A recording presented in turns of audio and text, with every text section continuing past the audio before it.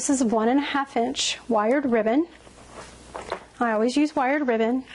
I think it's easier to make a bow, and the customer likes to be able to reshape it, fluff it, if you will, when the winds get, you know, pretty strong.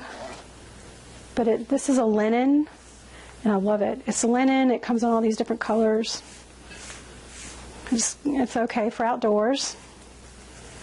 All right, so I just usually just pull off a bunch of ribbon. You'll probably need, if you don't have a big 50-yard bolt of it, you'll probably need about 5 yards to make a good bow.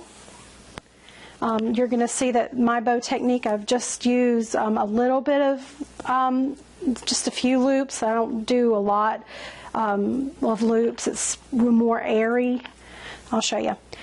To start the ribbon, to start the bow, I just pinch the ribbon together and between my thumb and my pointer finger, and then I take the ribbon and pull it towards me, making my first loop.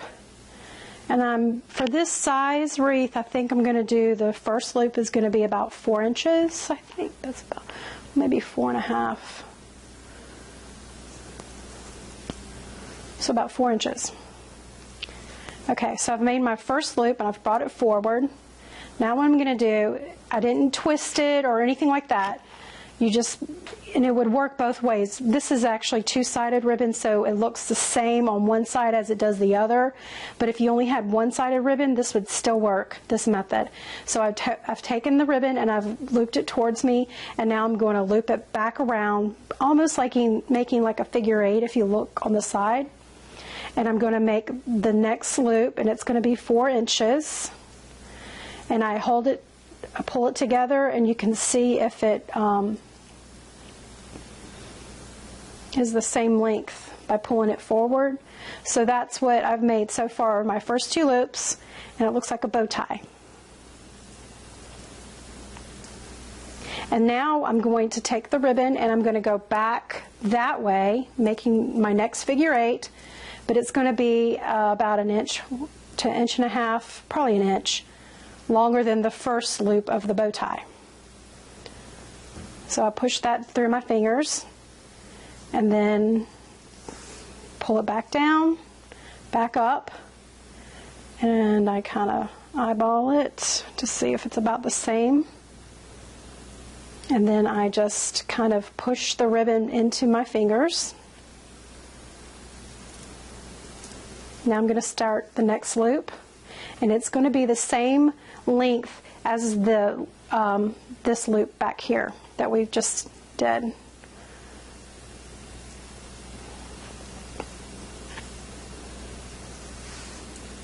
Back around, same length, this loop.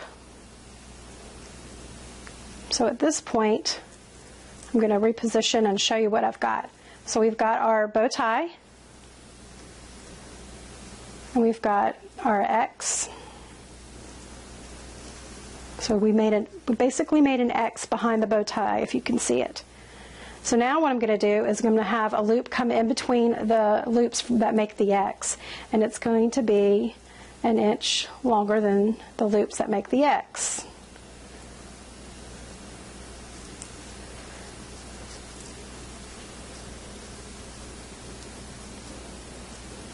Now I've gradually started pushing the ribbon a little bit back towards my thumb to give me more stability, since I'm adding more ribbon in my fingers, but you don't want to pinch it very hard or else you'll get a cramp in your hand. You just enough to make sure that it doesn't, you know, come out of your hands.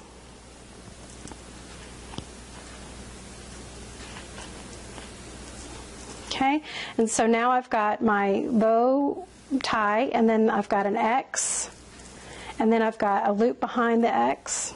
And now I'm going to make one more loop, because it will make your bow have odd numbered loops, which I kind of like that. There's no rule, I just like it. So I make it the same length as the loop I just made. So now this is what the bow is starting to look like. Okay, so now what I'm going to do is my streamers. To do that, I'm going to measure about 30 inches using the ruler on my mat. So I'll measure out 30 inches twice. Take that ribbon and then I'm going to put it in my thumb and fingers. So now I've got the bow in my hand and I've got this big loop here, and then I've got this streamer still attached to the ribbon bolt. And I'm going to measure that out about 30 inches, and this is where I'm going to cut the ribbon. And then I'm going to cut this too.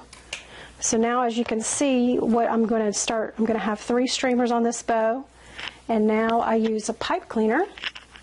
I fold it in half, and I just kind of turn my hand over. I lift up a finger, put the pipe cleaner underneath, and then I pull it down.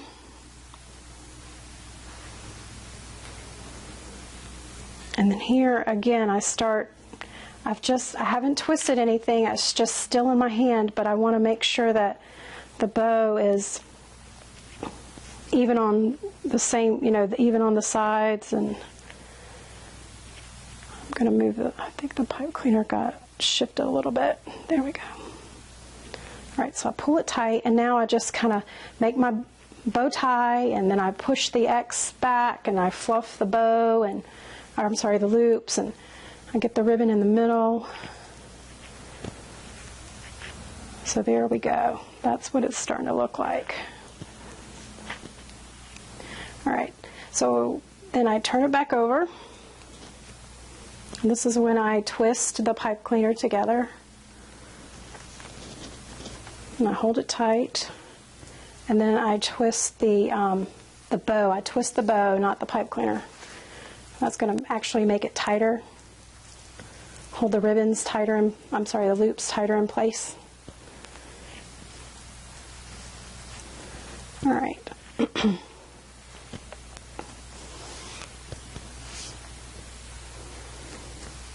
So here's the bow.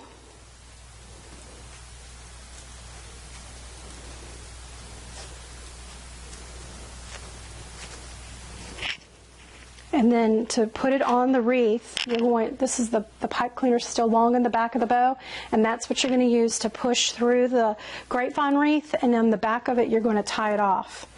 So I'm going to just try to figure out where I want the bow.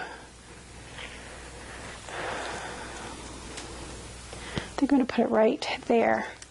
So I just take the pipe cleaner and push it through the grapevine.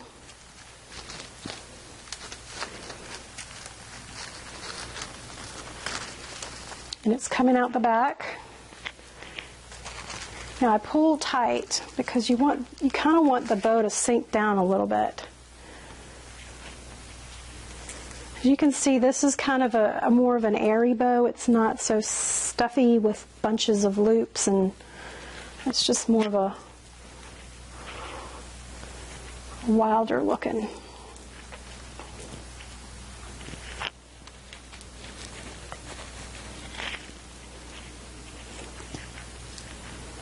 And when I like where it's placed, I just twist the pipe cleaner in the back.